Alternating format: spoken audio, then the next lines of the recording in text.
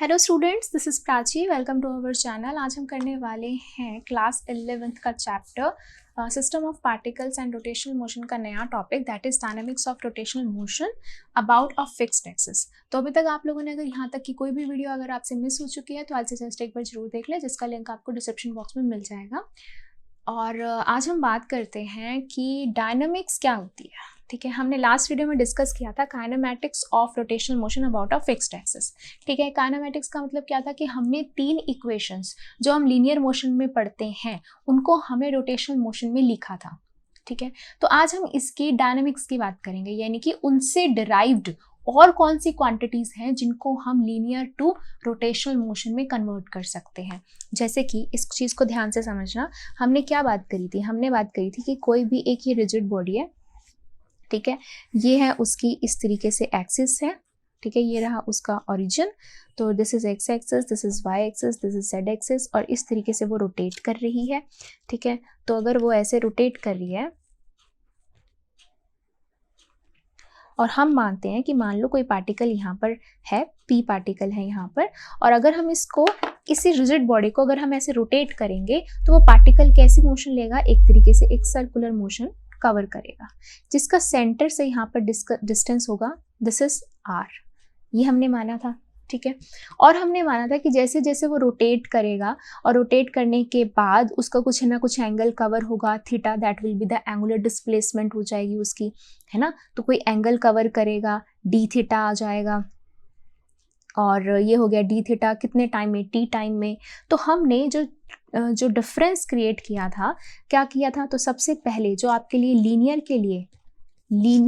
के लिए जो भी इक्वेशंस थी उसको हमने रोटेशनल में कन्वर्ट किया था। क्या थी सबसे पहले, जैसे कि v equals to U plus A T था। ठीक है, तो रोटेशनल में हमने बताया कि अगर वो मूव कर रहा है, ठीक है, तो मान लो इनिशियली वो जो मूव कर रहा था वो ओमेगा नोट से मूव कर रहा था। ठीक है, यानी कि इनिशियल एंगुलर वेलोसिटी से मूव कर रहा था, तो टी टाइम के बाद उसकी वेलोसिटी होगी ओमेगा, यानी कि फाइनल एंगुलर वेलोसिटी होगी। तो ये हो जाएगी, इसकी क्या बन गई थी, omega equals to omega not plus angular acceleration, acceleration से अब एंगुलर एक्सेलरेशन अल्फा हो गया था और टी हो गया था। यहाँ पे हमारी एजम्पशन क्या थी कि हमारी जो एक्सेलरेशन है वो है यूनिफॉर्म एक्सेलरेशन है। ठीक है, तो तभी हम लीनियर मोशन में ये वाली इक्वेशंस का यूज कर पाते हैं। यहाँ पर भी हमारी जो एजम्पशन थी वो क्या थी कि हमारे पास जो एंगुलर वेलोसिटी है वो क्या है, कांस्टेंट है, यूनिफॉर्म है। तो यूनिफॉर्म या कांस्टेंट एंगुलर एक्सेलरेशन है, दैट इज अल्फा है, तभी हम ये रोटेशनल मोशन के अंदर ये वाली इक्वेशंस लगा पा रहे थे। ठीक है, तो सेकंड क्या थी आपके पास, this is S is equal to U T plus half A T square, और ये हमारी रोटेशन में कन्वर्ट हो गई थी लीनियर डिस्प्लेसमेंट, यानी कि चेंज इन डिस्प्लेसमेंट। तो यानी कि डेल्टा थीटा कि कितना उसने एंगल बनाया, एंगुलर डिस्प्लेसमेंट होगी ना। ठीक है, तो u is omega not T plus half alpha T square, ये कन्वर्ट हो गई थी। थर्ड वन, तो 2as is equal to V square minus U square.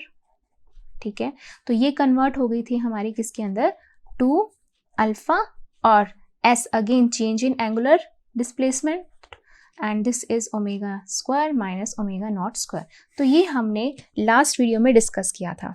ठीक है, आज हम बात करेंगे इन क्वांटिटी से डिराइव्ड और क्या क्या चीजें होती हैं जो हम लीनियर टू रोटेशनल में कन्वर्ट कर सकते हैं। तो आज हम बात करेंगे अबाउट फोर्स, किस तरीके से कन्वर्ट होगा हमारा रोटेशनल के अंदर। ठीक है, that will be converted as torque. ठीक है, तो फोर्स के फॉर्मूलेज हम कन्वर्ट करेंगे टॉर्क के अंदर। ठीक है, और इसमें अगर हम बात करते हैं कि लीनियर में अगर हम बात करते हैं वर्क डन की, ठीक है, कि किस तरीके से वर्क डन कन्वर्ट होगा रोटेशनल वर्क डन के लिए। ठीक है, तो आज हम इनके फॉर्मूलेस को डिराइव करेंगे फ्रॉम लीनियर को, हम कैसे हम रोटेशनल के साथ हम ऐसे कंपेयर कर सकते हैं। ठीक है, तो जैसे ये चेंज आ गया वैसे इनके फॉर्मूलेस में क्या चेंज आता है, तो आज हम वो डिस्कस करेंगे। ठीक है, तो इनके लिए हमारी अजम्पशन क्या है, यूनिफॉर्म एक्सेलरेशन। यहाँ की हमारी क्या मेन कंडीशन क्या होती है, यूनिफॉर्म एंगुलर एक्सेलरेशन। ठीक है, अब इन फोर्सेस के लिए टॉर्क या वर्क डन, इन फॉर्मूलाज के लिए हमारी जो मेन कंडीशन रहती है दैट इज फिक्स्ड एक्सिस। ठीक है, यहाँ पर भी फिक्स्ड ही है, फिक्स्ड एक्सिस है, तभी तो हम कह रहे हैं कि उसकी एंगुलर एक्सेलरेशन जो है वो क्या है, कांस्टेंट है। तो यहाँ पर भी हम क्या मानेंगे, फिक्स्ड एक्सिस। हमारी एक्सिस हटनी नहीं चाहिए, हमारी एक्सिस अगर ये रोटेट है ना, यही इस यहाँ पर रोटेट हो रही है ना, तो यहीं पर ही रोटेट होनी चाहिए। ये एक्सिस ऐसे ना हो जाए, ना ऐसे हो जाए, ना ऐसे हो जाए, ना ऐसे हो जाए। ठीक है, तो हमारी एक्सिस फिक्स रहनी चाहिए। तो हमारी जो कंडीशन है कि हमारी एक्सिस फिक्स रहनी चाहिए, वो कैसे हम रख सकते हैं। ठीक है, for fixed axis, for fixed axis, पहले तो हम ये कंडीशन हम देखेंगे कि हमारी एक्सिस घूमे ना, हमारी एक्सिस मतलब रोटेट हो, लेकिन हमारी एक्सिस एक तरीके से अगर ये है तो यही रहे, ऐसे ना हो जाए। ठीक है, इस तरीके से ऐसे रोटेट ना हो जाए, एक्सिस हमारी हिल ना जाए, वो फिक्स्ड रहे। तो उसके लिए हम क्या मान सकते हैं, तो उसके लिए अगेन हम यहाँ पे एक बार के लिए कंसीडर करते हैं कि ये रही हमारी एक रिजिड बॉडी। ठीक है, ये रही उसकी एक फिक्स्ड एक्सिस इस तरीके से, और ये रहा कोई पार्टिकल, और जब इसको घुमाते हैं तो हमारे पास एक तरीके से क्या बनता है, एक सर्कुलर मोशन बनता है। ठीक है, इसका सेंटर से यहाँ पर मान लेते हैं R। ठीक है, ये सेंटर हो गया, ये R, और ये हो गया पार्टिकल P हो गया। ठीक है, अब मान लो हमने इसको एक एग्जाम्पल लेते हैं एक लट्टू का। ठीक है, अगर मैं उसको ऐसे घुमा दूंगी, ठीक है, उसको मैं रोटेट करूंगी, तो वो कैसे होता है, ऐसे से रोटेट करता करता करता करता, पहले तो बड़े अच्छे से ऐसे से रोटेट कर रहा होगा, यहाँ फिक्स्ड एक्सिस होगी। ठीक है, रोटेट करता रहेगा करता रहेगा करता रहेगा, और थोड़े टाइम बाद वो लड्डू कैसे हो जाता है, यूं यूं यूं यूं घूमते घूमते घूमते घूमते ऐसे गिर जाता है ना। तो लास्ट मोमेंट पे आके क्या हो रहा है, उसकी स्टार्टिंग में तो बड़े जोर शोर से एक ही जगह पे घूमता जा रहा था, लेकिन जब उसके गिरने का टाइम आया तो उसकी एक्सिस ऐसे ऐसे ऐसे ऐसे होके ऐसे घूम के गिर गई, है ना। लेकिन हमें ये नहीं चाहिए कि उसकी एक्सिस ऐसे ऐसे ना हो जाए, घूम ना जाए, उसकी एक्सिस ऐसे ही रहनी चाहिए। तो फिक्स्ड एक्सिस के लिए हम क्या कर सकते हैं, अगर मैंने लट्टू को घुमाया, फोर्स दिया, तो मान लो मैंने फोर्स जो दिया वो इस तरीके का फोर्स दिया, यहाँ पर ये फोर्स दिया हमने। ठीक है, अब ये जो फोर्स है किसी एंगल पे दिया है मैंने इसको। ठीक है, कोई फोर्स मैंने एंगल पे दिया है, तो अगर मैं इस फोर्स को मैं अगर रिजॉल्व करती हूँ, ठीक है, इस फोर्स को अगर मैं रिजॉल्व करती हूँ तो कैसे होगा, देखो ये है, तो इस तरीके से ये ना ऐसे है ये। ठीक है, तो इसको अगर मैं रिजॉल्व करूंगी तो एक फोर्स तो इधर जाएगा, ठीक है, ऐसे पैरेलल जाएगा। ठीक है, और एक कैसे जाएगा, एक यहाँ जाएगा, एक यहाँ जाएगा, तो एक परपेंडिकुलर ऐसे भी तो जाएगा अगर ये रिजल्टेंट है। ठीक है, इसको अगर मैं रिजॉल्व करूंगी तो एक तो यहाँ जाएगा और एक ऐसे इस तरीके से जाएगा। ठीक है, तो अगर मैं इसको बनाती हूँ, एक तो परपेंडिकुलर ऐसे, तो ऐसे मैं ऊपर तो नहीं बना सकती, तो मैं इसको यहाँ पे ड्रॉ कर लेती हूँ दूसरे। ठीक है, तो ये हो गया। ठीक है, ये पैरेलल फोर्स है, किसके पैरेलल फोर्स है, रोटेशनल एक्सिस के पैरेलल फोर्स है, ये पैरेलल के लिए मैंने यहाँ पे बना दिया। ठीक है, और एक होना चाहिए इसके क्या, परपेंडिकुलर। तो परपेंडिकुलर क्या होगा, अगर इसके मैं परपेंडिकुलर ड्रॉ करती हूँ तो वो रेडियस के यहाँ पे आएगा ना, इस सर्कल के क्या हो जाएगा, टेंजेंशियल हो जाएगा अगर मैं परपेंडिकुलर ड्रॉ करूंगी तो। ठीक है, ये परपेंडिकुलर अगर मैं इसकी ड्रॉ कर रही हूँ तो ये इसके क्या हो जाएगा, टेंजेंशियल हो जाएगा। तो दिस इज परपेंडिकुलर फोर्स। तो ये दो फोर्सेस हो गए। ठीक है, अब इन दो फोर्सेस के लिए अगर मैं टॉर्क लिखती हूँ, ठीक है, टॉर्क का क्या फॉर्मूला रहता है, what is torque, torque is equal to R cross F, यही होता है। ठीक है, तो अब मैं यहाँ पर दो टॉर्क निकालने लगी हूँ, फॉर पैरेलल फोर्स, ठीक है, एंड फॉर परपेंडिकुलर फोर्स। ठीक है, अभी कौन सा पैरेलल कौन सा परपेंडिकुलर, पैरेलल फोर्स किसके पैरेलल, एक्सिस के। ठीक है, एक्सिस के, ट्रिमलास नॉइस, तो ये पैरेलल किसके है, ये फोर्स एक्सिस के पैरेलल है, ये वाला पैरेलल हो गया। ठीक है, परपेंडिकुलर फोर्स किसके परपेंडिकुलर, ये एक्सिस के परपेंडिकुलर है ये फोर्स। ठीक है, तो this is F parallel and this is F perpendicular. ठीक है, ओके, अब अगर मैं इसके लिए टॉर्क का फॉर्मूला लिखूं तो क्या आएगा मेरे पास, torque is equals to R cross F parallel, यहाँ के लिए भी torque is equals to R cross F perpendicular. ठीक है, अब मैं इनकी ना डायरेक्शन देखती हूँ। ओके, तो सबसे पहले अगर मैं यहाँ पे डायरेक्शन देख रही हूँ किसकी, टॉर्क की। ठीक है, यहाँ पे भी टॉर्क की ही डायरेक्शन देखेंगे ऑब्वियसली, कि किस तरफ उसका घुमाने वाला फोर्स लग रहा है, यही बात है ना। अच्छा, तो अगर मैं पैरेलल की बात करती हूँ तो पैरेलल में क्या होगा, आर इधर की तरफ है ना, आर इधर की तरफ है, तो पाम हम ऐसे रखेंगे, ठीक है। एंड जो आपका पैरेलल वाला फोर्स है वो कहाँ लग रहा है, ऐसे ऊपर की तरफ है ना, ये है, ये ऐसे नहीं है, ये ऐसे है, तो ये एफ ऐसे है, ठीक है।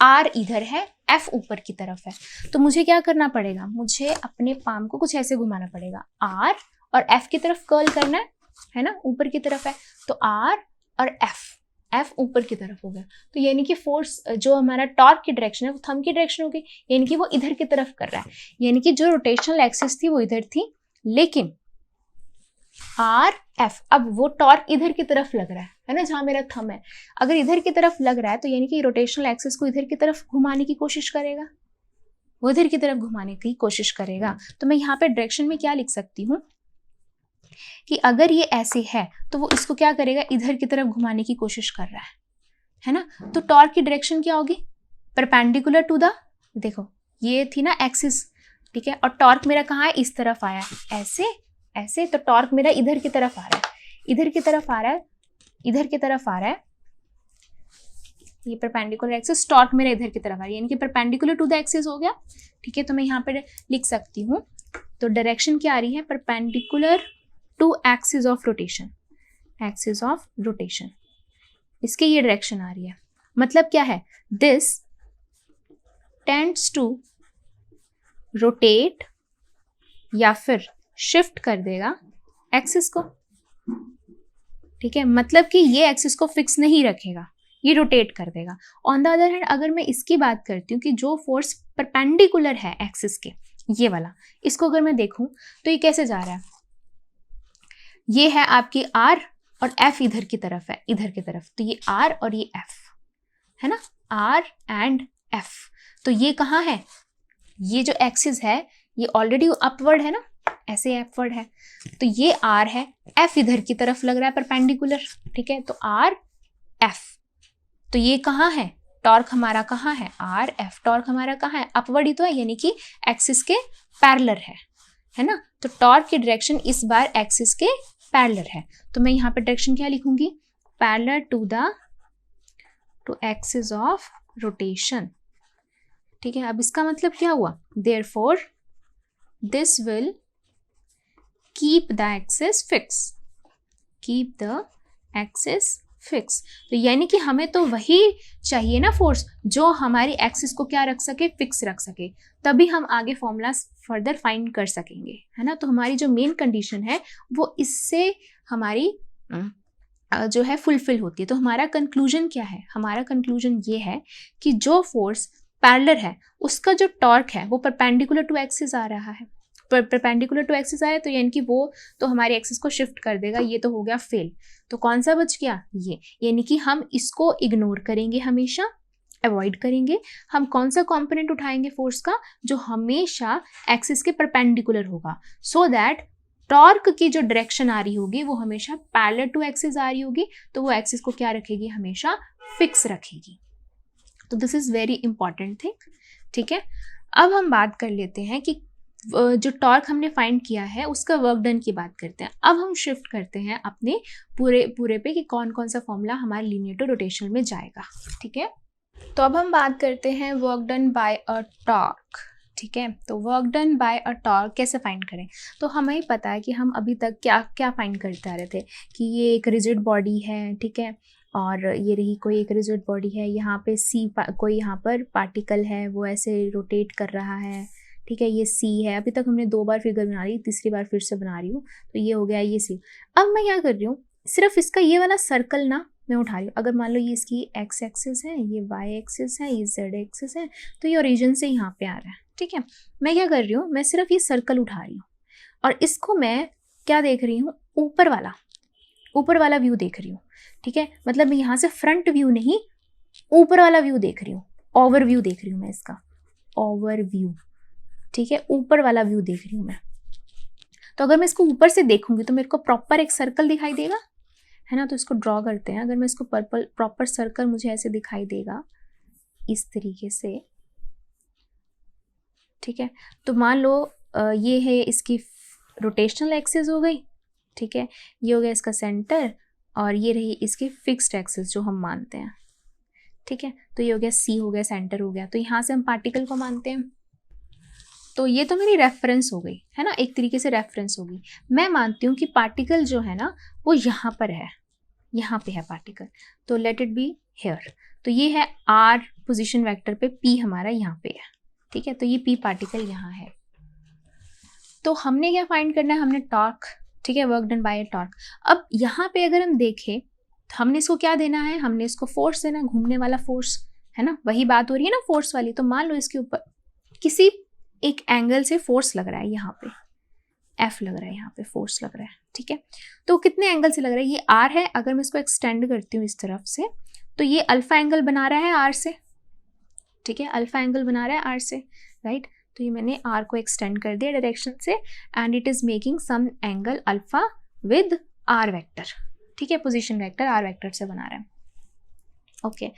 तो हम यहाँ पे क्या कंसीडर कर रहे हैं कि जो ये है वो कैसे मूव कर रहा है, यूनिफॉर्म वेलोसिटी से, यूनिफॉर्म एंगुलर वेलोसिटी से मूव कर रहा है, तभी उसकी क्या होगी, यूनिफॉर्म कांस्टेंट एक्सेलरेशन होगी, and that's why the axis is fixed, यही बात है, राइट।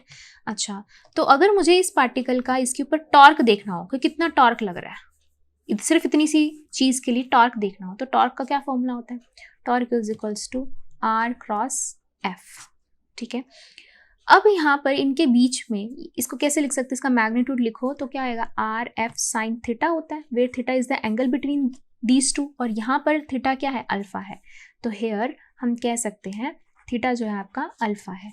तो यहाँ पे मैं टॉर्क जो इसके ऊपर लग रहा है वो हो जाएगा आर एफ साइन अल्फा, ठीक है। ये तो आ गई आपके पास फर्स्ट इक्वेशन, ठीक है, ये हो गई फर्स्ट इक्वेशन, ठीक है। अब हम मानते हैं कि इन टाइम टी, कुछ टाइम टी के बाद, इन टाइम टी जो पार्टिकल है वो यहाँ से यहाँ पहुँच गया, थोड़ा इधर बना देती हूँ मैं, तो पार्टिकल यहाँ से यहाँ पे पहुँच गया, मेकिंग सम एंगल या making some angular displacement d theta, ठीक है। तो यहाँ से यहाँ पे पहुँच गया है, ओके।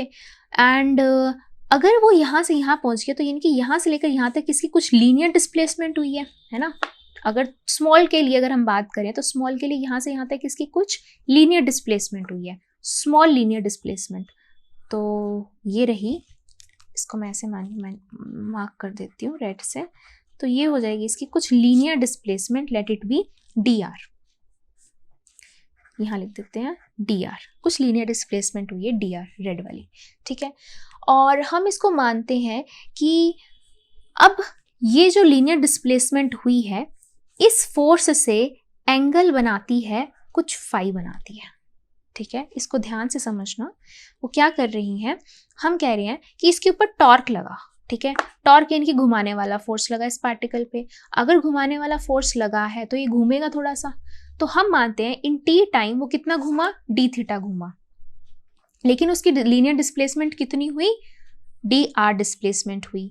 तो वो कितना एंगल बना रहा है फोर्स से, और फोर्स से बना रहा है फाई एंगल बना रहा है। क्लियर है ये बात, ठीक है।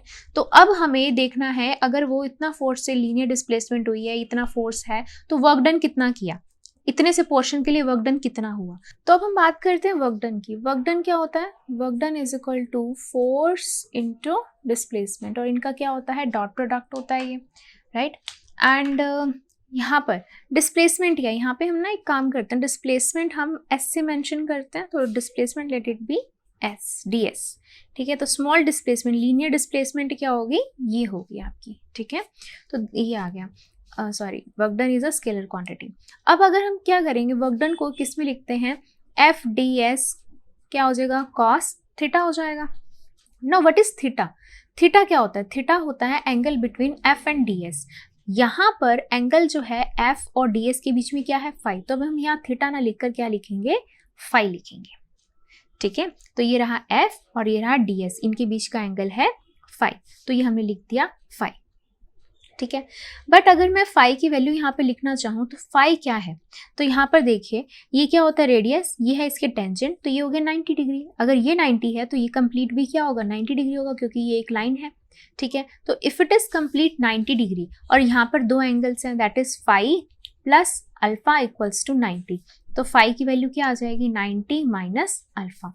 तो यहाँ पे हम क्या पुट कर सकते हैं, F D S is equal to cos 90 minus alpha, and we know that cos 90 minus theta जो होता है वो क्या होता है, साइन थीटा होता है। तो यहाँ पे हमारे पास क्या आ जाएगा, F D S sine alpha आ जाएगा, ठीक है।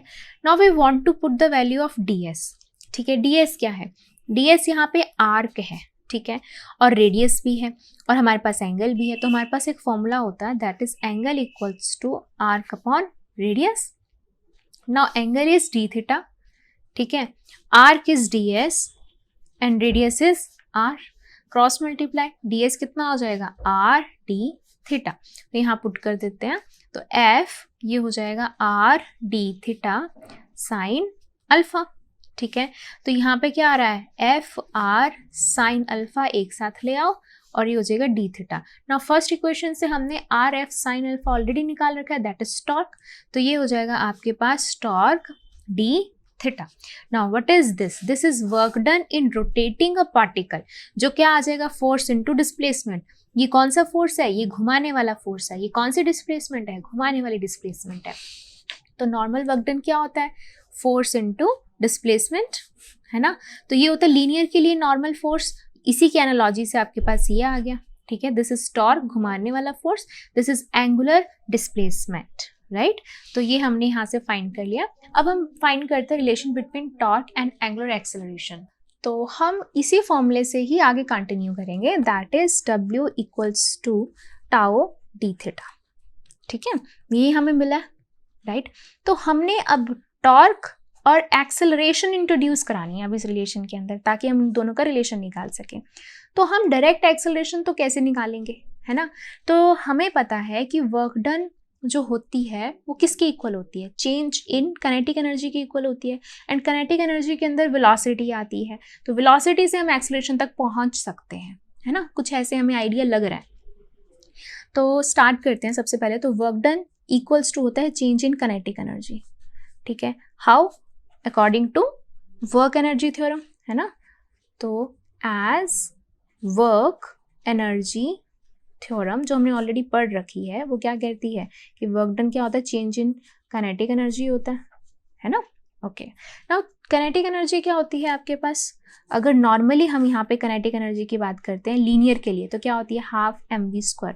लेकिन हम यहाँ पे घुमाने वाले की बात कर रहे हैं, तो घुमाने वाले के लिए क्या हो जाती है, मास चेंज हो जाता है किसके अंदर, इनर्शिया में, मोमेंट ऑफ इनर्शिया में। लीनियर वेलोसिटी चेंज हो जाती है किसके अंदर, एंगुलर वेलोसिटी में। ये भी रिलेशन हमने डिराइव किया था, तो हम यहाँ पे लिख देंगे, ये हो जाएगा half I omega square equals to tau D theta, ठीक है। अब हमें पता है कि भाई जो एक्सेलरेशन होती है वो कैसे निकाल सकते हैं हम, जब हम वेलोसिटी का change in velocity by time होता है ना, टाइम के साथ डेरिवेटिव होता है। तो यानी कि यहाँ से हमें आइडिया मिल रहा है, हमें क्या करना पड़ेगा, डिफरेंशिएट करना पड़ेगा, इसका डेरिवेटिव करना पड़ेगा, है ना। Differentiating above equation with respect to time, time के रिस्पेक्ट में हमें इसको डिराइव करना पड़ेगा। तो डी बाई डी टी यहाँ आएगा half I omega square equals to D by D T, और ये हो जाएगा टाओ डी थीटा, ठीक है। अब जो जो कांस्टेंट है बाहर ले आओ, हाफ कांस्टेंट है, इनर्शिया कांस्टेंट होता है, डी बाई डी टी ये किसका आ जाएगा, ओमेगा स्क्वायर का। यहाँ से टॉर्क आपका कांस्टेंट है, क्यों टॉर्क कांस्टेंट है, क्योंकि जो हमारी क्या हमने बताई थी कि जो एक्सिस है वो हमारी क्या है, रोटेशनल है। तो हमारी जो टॉर्क है वो क्या है, कांस्टेंट है। तो टॉर्क हमारा कांस्टेंट है, बाहर ले आएंगे हम, ये बच जाएगा आपके पास D theta by D T, ठीक है, ये आ जाएगा, ठीक है। ओके, नाउ यहाँ से इसको आगे डिराइव करना स्टार्ट करते हैं। यहाँ पे क्या होता है, अगर मैं इसकी बात करती हूँ, D omega square by D T की बात करते हैं, तो ये हो जाएगा 2 ओमेगा, लेकिन ओमेगा एक फिर से क्वांटिटी है तो उसको क्या लिखना पड़ेगा, D omega by D T. याद आया आपको कैसे करते हैं हम, अगर स्क्वायर होता है तो हम क्या लगाते हैं,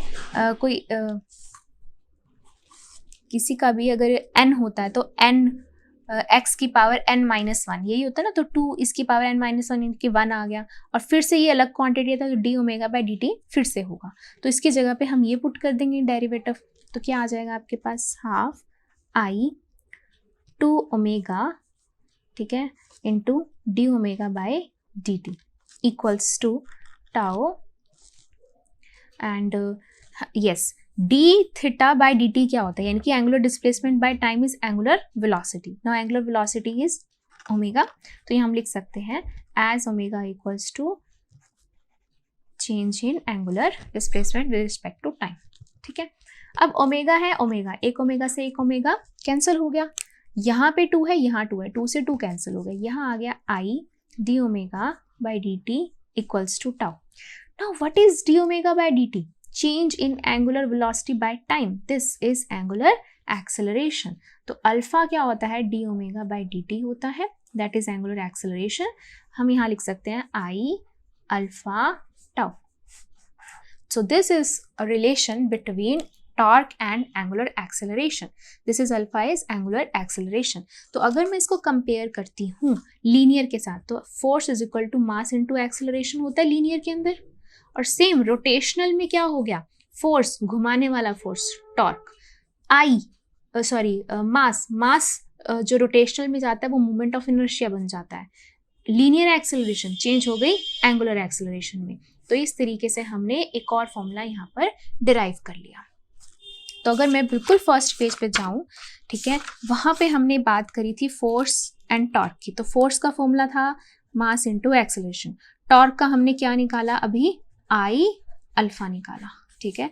इसमें वर्क डन क्या होता है, फोर्स इनटू लीनियर डिस्प्लेसमेंट। तो रोटेशनल में हमने वर्क डन क्या निकाला, टाओ डी थीटा। तो इस तरीके से हमने इसके अंदर क्या फाइंड कर लिया है, एनालॉजी भी बोल सकते हो, या तो प्रॉपर हमने डिराइव किया है यहाँ पर, तो ठीक है, प्रॉपर डिराइव किया है, टॉर्क डिराइव किया है, वर्क डन डिराइव किया है फॉर रोटेशनल मोशन। तो यहाँ पर अब हम सब बात करने वाले हैं कि जितने जितने हमने यहाँ पर चेंजेस करे हैं लीनियर टू रोटेशनल, ठीक है, तो उनके बारे में हम यहाँ पर लिखेंगे। जैसे सबसे पहले हम लेफ्ट में देख पा रहे हैं लीनियर मोशन और राइट में देख पा रहे हैं rotational motion about a fixed axis. तो फर्स्ट अगर हम बात करते हैं डिस्प्लेसमेंट की, उसको हम डिनोट करते हैं एक्स से, और सेम रोटेशनल में वो क्या हो जाती है, एंगुलर डिस्प्लेसमेंट थीटा हो जाती है। फिर लीनियर के लिए वेलोसिटी होती है v, that is dx by dt, और वही वेलोसिटी जब घुमाने वाली आती है एंगुलर वेलोसिटी हो जाती है omega equals to D theta by dt। Third acceleration की बात करते हैं, this is linear acceleration, that is a equals to dv by dt, और सेम अगर हम एंगुलर में बात करते हैं, घुमाने वाली बात करते हैं, तो that is angular acceleration alpha is equal to D omega by dt, where D omega is angular velocity. फिर फोर्थ की हम बात करें तो मास हम नॉर्मल मास m से डिनोट करते हैं लीनियर के अंदर, और वही मास जब घूमता है तो उसे हम क्या बोलते हैं, moment of inertia, that is I। And फिर फिफ्थ की बात करते हैं, force is equal to mass into acceleration for linear motion, and same rotational के लिए वो घुमाने वाला force is torque, mass is inertia, and acceleration is angular acceleration, that is alpha. तो torque is equals to tau equals to I alpha. Six की अगर हम बात करते हैं, work done is equal to force into displacement, very simple. Same अगर हम rotational की बात करते हैं तो वर्क डन जो घुमाने वाला होता है, रोटेशनल वर्क डन जो होता है वो होता है घुमाने वाला फोर्स इनटू घुमाने वाली displacement, that is torque is equal torque into D theta, ठीक है, टॉर्क इनटू एंगुलर डिस्प्लेसमेंट, ठीक है। सेवंथ की बात करें हम काइनेटिक एनर्जी की, तो kinetic energy is equal to half M V square होता है, और सेम जब रोटेशनल की हम बात करते हैं तो वो जो काइनेटिक एनर्जी के अंदर हाफ कांस्टेंट रहेगा, मास कन्वर्ट हो जाएगा मोमेंट ऑफ इनर्शिया में, and linear velocity will get converted into angular velocity, तो half I omega square. Eighth की अगर हम बात करते हैं, power is equal to force into velocity, and same rotational के लिए पावर जो होती है फोर्स घुमाने वाला that is torque, and velocity घुमाने वाली that is angular velocity omega. Last बात करते हैं लीनियर मोमेंटम की, तो P equals to mass into velocity, and यहाँ पर एंगुलर मोमेंटम होता है L इक्वल्स टू मास हो जाता है मोमेंटम में, एंड लीनियर वेलोसिटी कन्वर्ट हो जाती है एंगुलर वेलोसिटी में, तो L equals to I omega. तो ये थे ऑल अबाउट योर टेबल, जिसके अंदर हमने लीनियर टू रोटेशनल में हमने देखा किस तरीके से एनालॉजी से हमने फॉर्मूलाज निकाले हैं। अभी से रिलेटेड हम करते हैं एग्जाम्पल 6.12। तो अब करते हैं एग्जाम्पल 6.12, तो क्या कह रहा है ये example, a cord of negligible mass is bound round the rim of a flywheel of mass 20 kg and radius 20 centimeter. A steady pull of 25 newton is applied on the cord as shown. The flywheel is mounted on the horizontal axle with the frictionless bearing. तो क्या है, एक horizontal axis पे ना एक हमने flywheel को टांग रखा है. अब इस flywheel से हमने यहाँ पे एक कोड, हमने एक यहाँ पे एक इसको वायर सी हमने इसके यहाँ पे रैप कर दिया है और उस रैप करके वायर को नीचे की तरफ हमने यहाँ पर एक फोर्स अप्लाई किया 25 न्यूटन का. ठीक है, 25 न्यूटन का फोर्स मतलब यहाँ पे हमने कोई ना कोई वेट हैंग कर दिया होगा जिसकी वजह से जो फोर्स लग रहा है 25 न्यूटन का फोर्स लग रहा है. और इस पूरे व्हील का जो मास है वो है 20 kg और इसका जो रेडियस है वो है 20 सेंटीमीटर और यू कैन राइट 0.2 मीटर.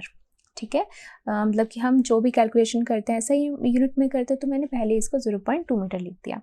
तो ये सारी चीज़ें आपको दे रखी हैं. आपको क्या कैलकुलेट करना है, सबसे पहले compute the angular acceleration of the wheel. हमने इसकी एंगुलर एक्सेलरेशन निकालनी है.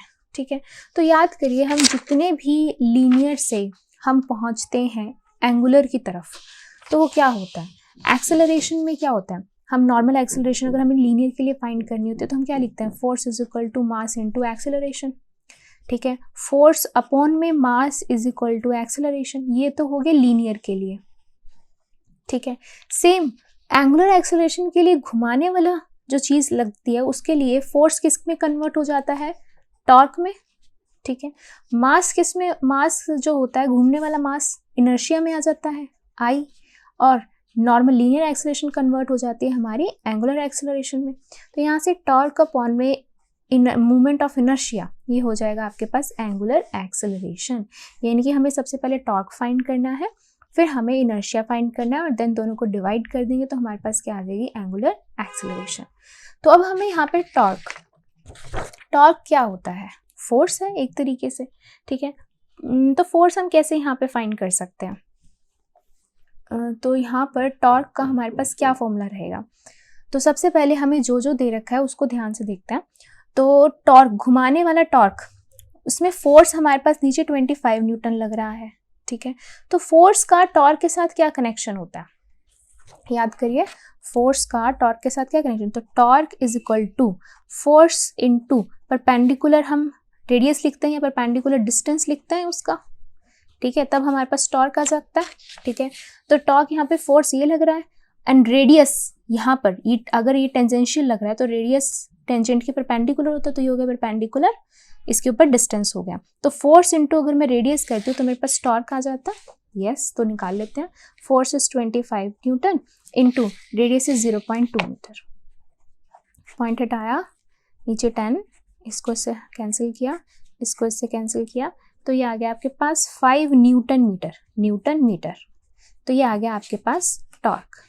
ठीक है, तो टॉर्क निकला है. अब आपको चाहिए मोमेंट ऑफ इनर्शिया. ठीक है, मोमेंट ऑफ इनर्शिया का क्या फॉर्मूला होता है, एम आर स्क्वायर.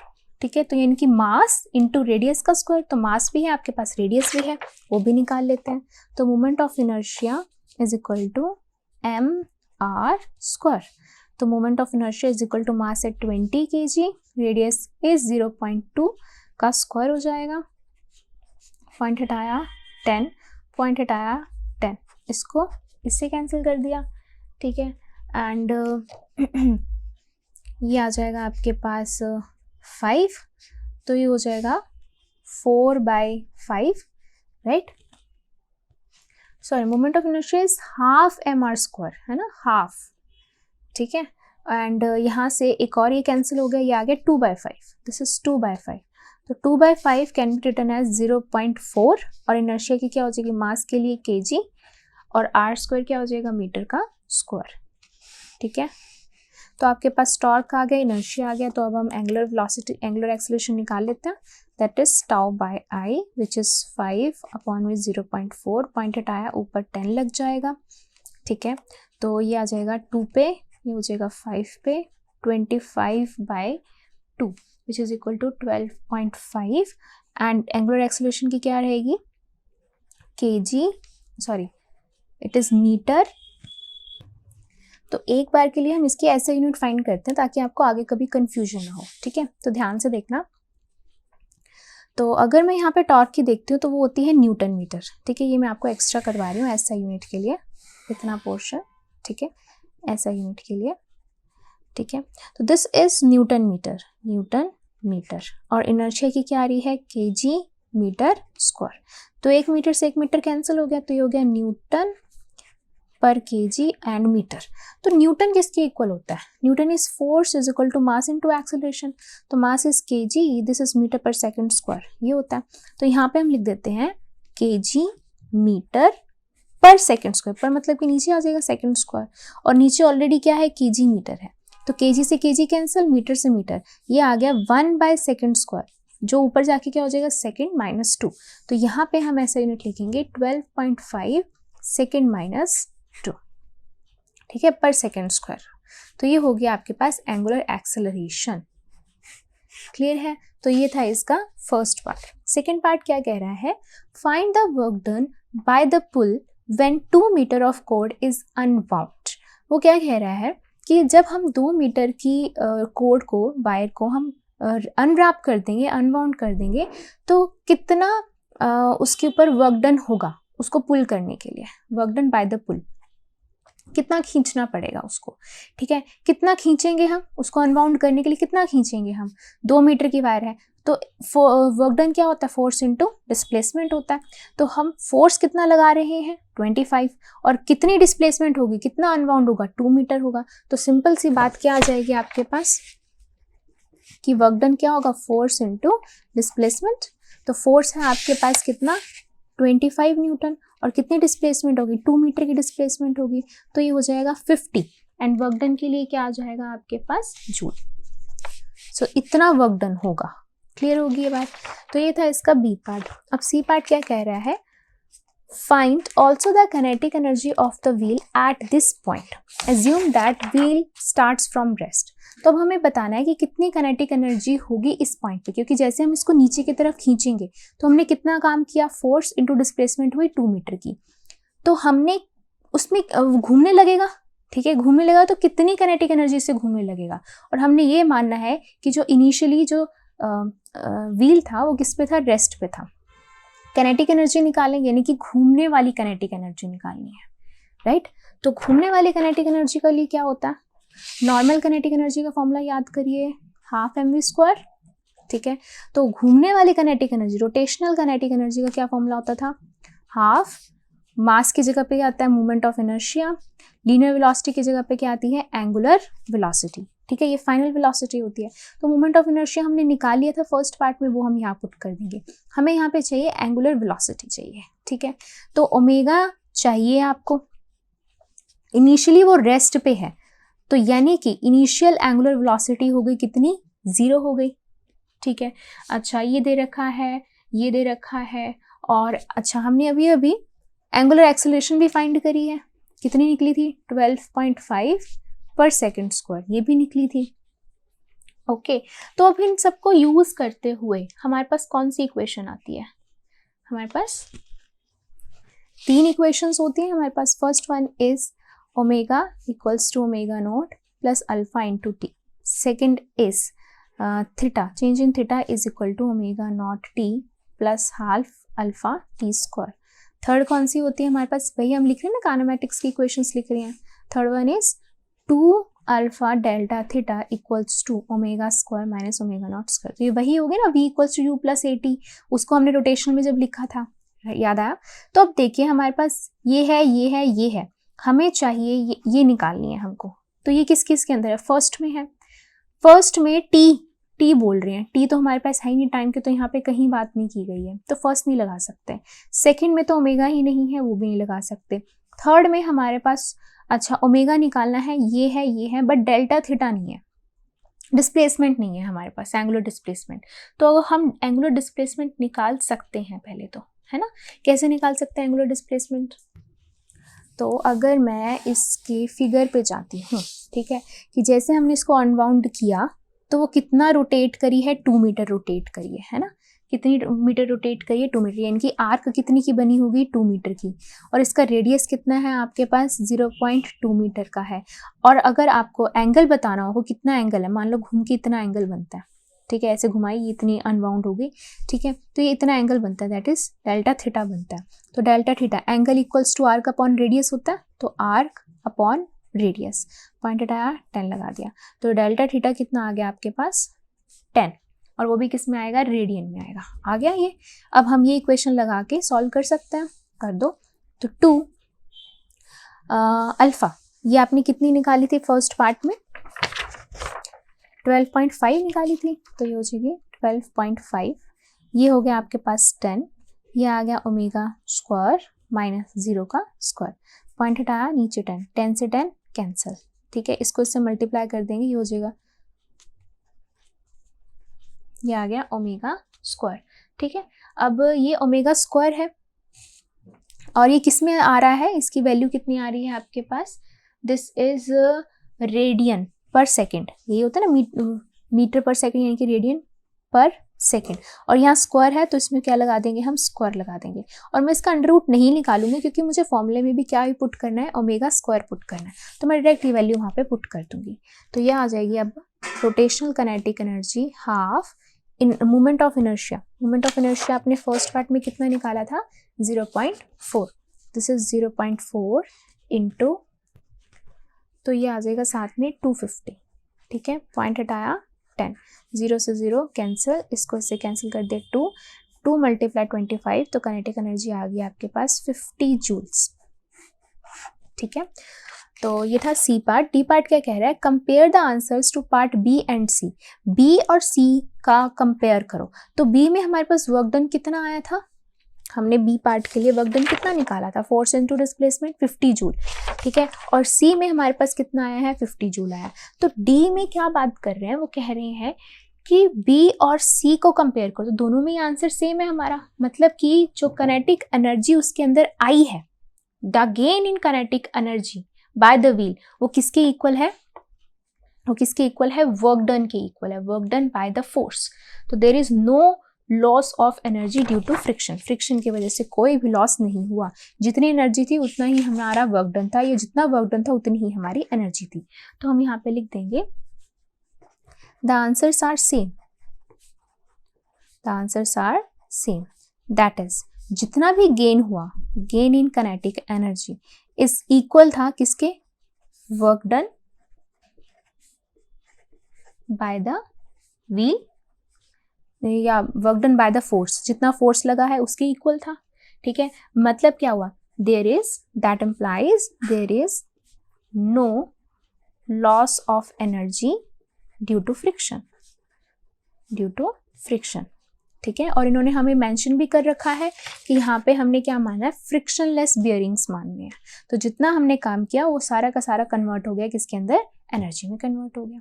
तो ये था आपका एग्जाम्पल 6.12। चलिए नेक्स्ट करते हैं, अब हमारे पास टॉपिक है that is angular momentum in case of rotation about of fixed axis. तो हमने एक फिक्स्ड एक्सिस के अराउंड अभी तक क्या निकाला था, वर्क डन निकाला हमने, है ना, हमने टॉर्क निकाला, हमने एंगुलर एक्सेलरेशन एंड टॉर्क का फॉर्मूला निकाला, और वो सभी के सभी हमने किससे कंपेयर किए, लीनियर से कंपेयर किए, तो फॉर्मूले बिल्कुल सेम आ रहे थे, ठीक है। तो अब हम यहाँ पे एंगुलर मोमेंटम की बात करेंगे for rotation about of fixed axis, ठीक है। तो उसके लिए फिर से हम एक रिजिड बॉडी मानेंगे, राइट, ये रही उसकी फिक्स्ड रोटेशनल एक्सिस इस तरीके से, ठीक है, ये जेड एक्सिस है, ऐसे एंगुलर वेलोसिटी से घूम रही है, ये रहा उसका origin, this is X axis, this is Y axis, this is Z axis, ठीक है, ये इसका ओरिजिन है, ओ है। हमने क्या माना था, हमने माना था यहाँ कोई एक पार्टिकल है, ठीक है, पी पार्टिकल है, और वो ऐसे ऐसे रोटेट कर रहा है, तो वो एक क्या बनाता है, एक सर्कल बनाता है, कि जब हम इसे एक्सिस को ऐसे ऐसे घुमाते हैं तो वो एक पार्टिकल कैसे लेता है, एक सर्कुलर पाथ फॉलो करता है, ठीक है। और उसका सेंटर से यहाँ तक क्या है, ये इसका सेंटर हो गया, परपेंडिकुलर डिस्टेंस हो गया, ठीक है, this is the radius, this is perpendicular radius, है ना, ओके। तो हमने यहाँ पे बहुत सारे अगर पार्टिकल्स होते, ठीक है, तो हम सिस्टम ऑफ पार्टिकल्स की बात करते हैं, हमने यहाँ पे अभी एंगुलर मोमेंटम की बात करनी है और एक पार्टिकल की बात करनी है। तो एक एंगुलर मोमेंटम नॉर्मल मोमेंटम का क्या कनेक्शन होता है, किसी कोई फॉर्मूला हमने पढ़ रखा है? हाँ हमने पढ़ रखा है, according to Newton's second law पढ़ रखा है हमने, according to Newton's second law हमने क्या निकाला हुआ है कि फोर्स जो होता है वो किसके इक्वल होता है, rate of change of linear momentum के होता है, ठीक है। बाय इट्स एनालॉजी, हमने इसकी एनालॉजी से हमने कैलकुलेट भी कर रखा है कि फोर्स की जगह पे टॉर्क आ जाता है और यहाँ पे आ जाता है rate of change in angular momentum, ये भी हमने फाइंड कर रखा है, राइट। तो इतना हमें पता है एंगुलर मोमेंटम का ये रहता है, ठीक है। ये टॉर्क क्या होता है, एक्सटर्नल टॉर्क, घुमाने वाला, ठीक है, ओके। अब अगर मैं यहाँ बात करती हूँ एक फिक्स्ड एक्सिस की, है ना, फिक्स्ड एक्सिस की, इस फिक्स्ड एक्सिस की अगर हम बात कर रहे हैं तो यानी कि जैसे हमने फोर्स की बात जब करी थी कि एक जो फोर्स था उसको जब हम रिजॉल्व कर रहे थे, एक पैरेलल और एक परपेंडिकुलर, है ना, तो उसके अंदर हम एक को क्या कर रहे थे, जो जिसकी वजह से जो हमारा टॉर्क, फर्स्ट पेज पे मैंने आपको बताया था कि जिसकी वजह से हमारा जो टॉर्क पैरेलल एक्सिस की वजह से आ रहा था, सिर्फ हम वही रख रहे थे, वही हमारी एक्सिस को क्या रख रहा था, फिक्स रख रहा था, दूसरे वाला फिक्स नहीं रख रहा था, है ना। तो यहाँ पे भी हमें यही बात करनी पड़ेगी। उसके लिए हम सबसे पहले मानेंगे कि मान लो ये ओरिजिन है, ओरिजिन से हम देखते हैं कितनी दूर है, ठीक है। ओरिजिन से हम मान लेते हैं ये है R, ठीक है, तो ये हमने ओरिजिन से हम मान रहे हैं, ये तो हो जाएगा परपेंडिकुलर R हो जाएगा, ठीक है। This is OP and this is CP, okay. अब अगर मैं बात करती हूँ इसकी डायरेक्शन की, अगर हम बात करते हैं, ठीक है, डायरेक्शन में देखो, अगर मैं L की बात करती हूँ यहाँ पे, angular momentum of particle P about origin O, ठीक है, उसके लिए लिखो क्या होता है एंगुलर मोमेंटम, क्या होता है, जो उसका डिस्टेंस होता है मल्टीप्लाई बाय उसका पार्टिकल, ठीक है। तो यहाँ पर डिस्टेंस क्या है आपके पास, OP है, ठीक है। तो यहाँ पे हम लिख देते हैं OP क्रॉस P, ठीक है। अब OP को मैं क्या लिख सकती हूँ, आपको एक ट्राइंगल दिखाई दे रहा है, ये और ये, है ना, तो मैं इसको क्या लिख सकती हूँ, OP को, if it is first vector, this is second vector, this is the resultant one, जो फर्स्ट की टेल और सेकंड के हेड से कनेक्ट कर रही है, तो हम लिख सकते हैं OP जो है वो किसके इक्वल है, OC प्लस CP के इक्वल है ना। तो यहाँ लिख दो OC प्लस CP और ये हो जाएगा क्रॉस P, ठीक है ना।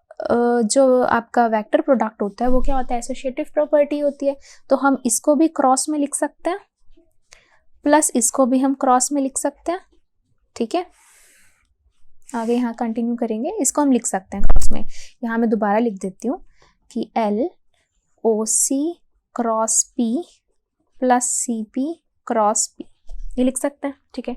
अब यहाँ पर एक चीज देखो, इसको अगर मैं ऐसे लिख दूं OC into P is linear momentum which is mass into velocity, है ना, इसको भी हम ऐसे लिख सकते हैं मास इंटू वेलोसिटी, ओके।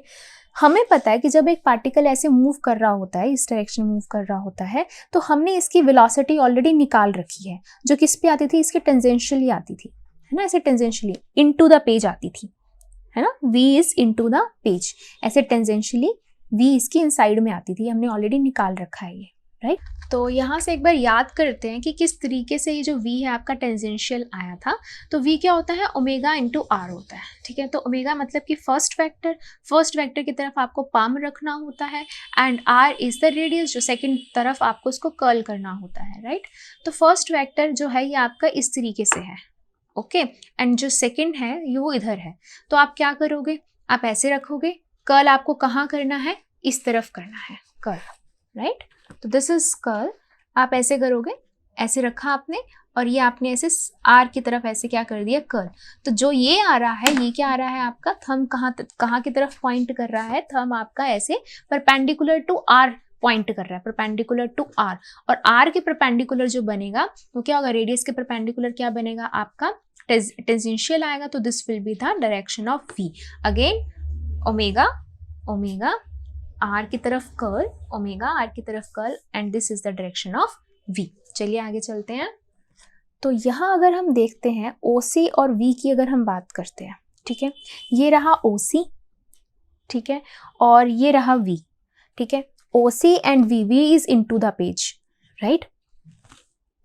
और इसके लिए हम क्या लगाते हैं, राइट हैंड रूल लगाते हैं, ठीक है। तो the OC first vector, V is into the page, तो this will show the direction of, इसकी वजह से जो एंगुलर मोमेंटम है, ठीक है। तो OC V, तो ये आ गया आपके पास which is perpendicular to the rotational axis, ठीक है, which is perpendicular to the rotation, OC V and this is perpendicular to the rotational axis. तो यहाँ पर जो L आएगा वो होगा एंगुलर मोमेंटम जो परपेंडिकुलर है, ठीक है। प्लस इसकी वजह से देख लेते हैं CP, ये है CP एंड V, अंदर की तरफ इनटू द पेज है CP V, तो ये क्या हो गया आपका, जो L जो है वो रोटेशनल एक्सिस के पैरेलल है, CP V, this is parallel to rotational axis, तो ये हो जाएगा L जो है पैरेलल है, ठीक है। ये आ गया अब आपके पास। अब यहाँ पे ना जो ये पैरेलल वाला है ना, ये पैरेलल वाला, ये सारे के सारे, ये तो सिर्फ एक पार्टिकल की बात करें, अगर हम डिफरेंट पार्टिकल्स की बात करते हैं, सिस्टम ऑफ पार्टिकल्स की बात करते हैं, तो जितने भी परपेंडिकुलर वाले एंगुलर मोमेंटम होंगे वो सारे कैंसल आउट हो जाएंगे एक दूसरे से। कैसे, मान लो एक यहाँ पर है ना, और एक पार्टिकल मान लो यहाँ पर है, तो देखो अगर ये यहाँ पर है particle, this is OC and V, this is OC and V, ये L इधर आ गया, L इधर आ गया। अगर मान लो कोई पार्टिकल इधर है तो ये टेंजेंशियल इनटू द पेज ऐसे ही होगा, है ना। तो अगर मैं उल्टा करूंगी तो OC एंड V, अब ये L कहाँ जा रहा है, इस साइड जा रहा है। दोबारा देखिए, अगर कोई पार्टिकल इधर है, ठीक है, एंड OC ये है, तो अब मैं ऐसे करूंगी OC एंड V, और L कहाँ जा रहा है आपका राइट हैंड साइड में, तो इसकी वजह से लेफ्ट हैंड साइड जा रहा था, इसकी वजह से राइट हैंड साइड जा रहा था। यहाँ निकालेंगे, हर जगह पे जो भी निकालेंगे वो सारे के सारे L जो है वो आपस में क्या हो जाएंगे, कैंसल आउट हो जाएंगे। तो हम यहाँ पे लिखेंगे फॉर सिस्टम ऑफ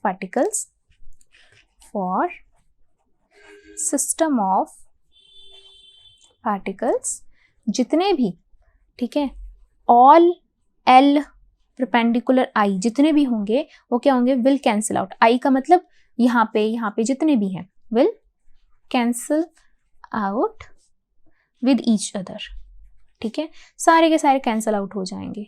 तो हमारे पास क्या बचेगा, सिर्फ और सिर्फ जो एंगुलर मोमेंटम आ गया वो सिर्फ और सिर्फ किसकी वजह से आ रहा है, पैरेलल की वजह से आ रहा है। एंड पैरेलल है तभी जो हमारी एक्सिस है वो घूमेगी नहीं, है ना, वो फिक्स रहेगी, ये भी हमारा मेन एम था, राइट। इसकी वजह से तो सारी रोटेट हो जाएगी ना, तो हमें तो क्या चाहिए, हमें तो फिक्स चाहिए, तो ये क्या होगी, सिर्फ पैरेलल वाली हमारे काम आएगी, ठीक है। अब इसके लिए निकालते हैं, ओके। सो नाउ जो ये आया है वो आया है सिर्फ पैरेलल के लिए, ठीक है। And for system of particles के लिए हम इसको कैसे लिख सकते हैं, सिस्टम ऑफ पार्टिकल्स के लिए हम ऐसे लिख देंगे कि पैरेलल I ये, ठीक है, और इसका क्या फॉर्मूला है आपके पास, CPMV, ठीक है, ओके। तो ये भी लिख देते हैं एक बार के लिए, दिस इज CP, ठीक है, इंटू MV। एक बार के लिए अगर हम इसको कैलकुलेट करें तो आपके पास क्या आ रहा है, what is CP, CP is radius perpendicular है, ठीक है, रेडियस परपेंडिकुलर जो है क्रॉस MV, ठीक है। तो देखो ये radius perpendicular and this is tangential, तो ये रेडियस और V क्या है आपस में 90 डिग्री पे है। इसको अगर मैं ओपन करती हूँ तो RMV साइन थीटा, और थीटा क्या है यहाँ पर, here theta is 90 degree and sine 90 कितना होता है आपके पास, 1 होता है। तो आपके पास ये कितना आ जाएगा, L आ जाएगा आपके पास RMV ओनली, राइट। लेकिन हम एंगुलर की बात कर रहे हैं तो यहाँ पे लीनियर वेलोसिटी हटा के हम क्या डालेंगे, एंगुलर। तो as V equals to R omega या ओमेगा R लिख सकते हो आप इसको, ठीक है, R ओमेगा। तो जब यहाँ पे मैं पुट करूंगी तो आपके पास आ जाएगा R परपेंडिकुलर M, V की जगह पे R परपेंडिकुलर ओमेगा, ठीक है। तो हमें यहाँ पे क्या मिल गया, M R परपेंडिकुलर का स्क्वायर ओमेगा, ये आ गया, ठीक है। For all system of particles के लिए, for all system of particle के लिए हम क्या लगा देंगे, यहाँ पर I लगा देंगे, ठीक है। तो ये हो जाएगा MI R परपेंडिकुलर I का स्क्वायर एंड ओमेगा। हमें पता है कि ओमेगा चेंज नहीं होता, ओमेगा सबके लिए कांस्टेंट रहता है, ये भी हमने पहले पढ़ रखा है, ये आ गया आपके पास, ठीक है। अब यहाँ पर देखो, एंड सबका करना क्या पड़ता है, हमें समेशन करना पड़ता है। क्या करना पड़ता है, समेशन करना पड़ता है। अब इस चीज को अगर मैं यहाँ पे दोबारा लिखूं तो मुझे क्या दिख रहा है यहाँ पे, summation I am I R I perpendicular का स्क्वायर एंड ओमेगा। ये किसके इक्वल होता है, ये हमने पढ़ रखा है already. This is equal to moment of inertia, right. तो इसकी जगह पे हम लिख देंगे यहाँ पर आई एंड यहाँ आ जाएगा आपके पास ओमेगा, ठीक है। तो दिस इज, आप ऐसे लिख सकते हैं I L equals to I omega. अब ये किसकी एनालॉजी से है, जैसे कि लीनियर मोमेंटम किसके इक्वल होता है, एम वी के इक्वल होता है ना। तो बिल्कुल वही आ गया, लीनियर मोमेंटम एंगुलर मोमेंटम। मास होता है घूमने के लिए moment of inertia, linear velocity यहाँ आ गया आपके पास एंगुलर वेलोसिटी। तो ये बिल्कुल उसी एनालॉजी से आपके पास आ गया। तो हमने एंगुलर मोमेंटम का फाइंड किया है formula in case of rotational axis, rotation about a fixed axis, ठीक है। अब सिमिलरली अगर मैं यहाँ पे बात करती हूँ आपके पास कंजर्वेशन की, ठीक है, कंजर्वेशन ऑफ एंगुलर मोमेंटम, ठीक है।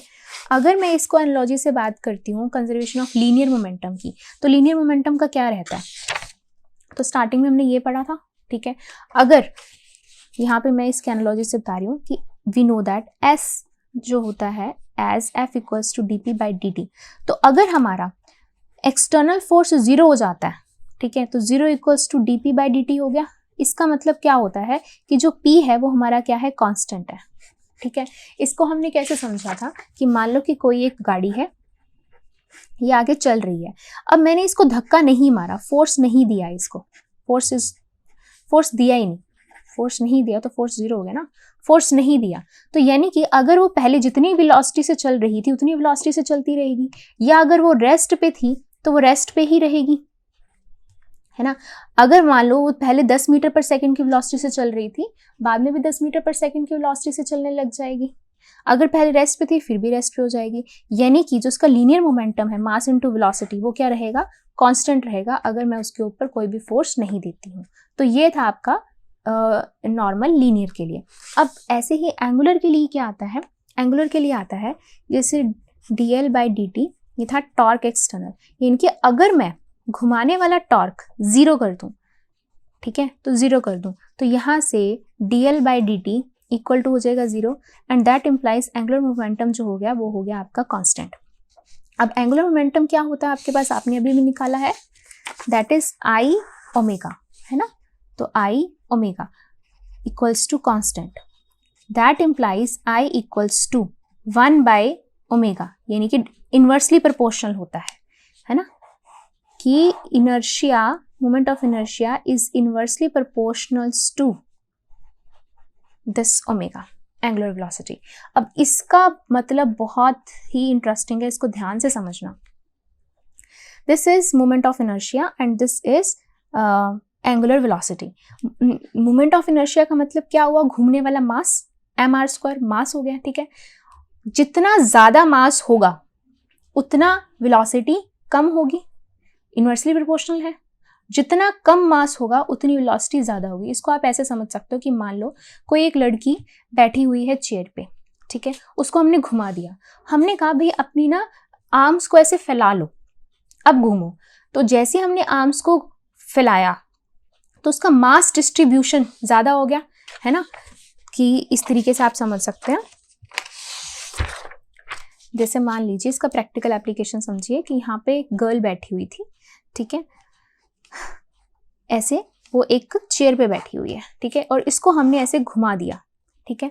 हमने कहा भाई अपनी जो आर्म्स है ना उसको फैला लो, तो उसने अपनी आर्म्स को ना ऐसे फैला दिया, ठीक है, आर्म्स को फैला दिया, यानी कि उसका मास डिस्ट्रीब्यूट हो गया।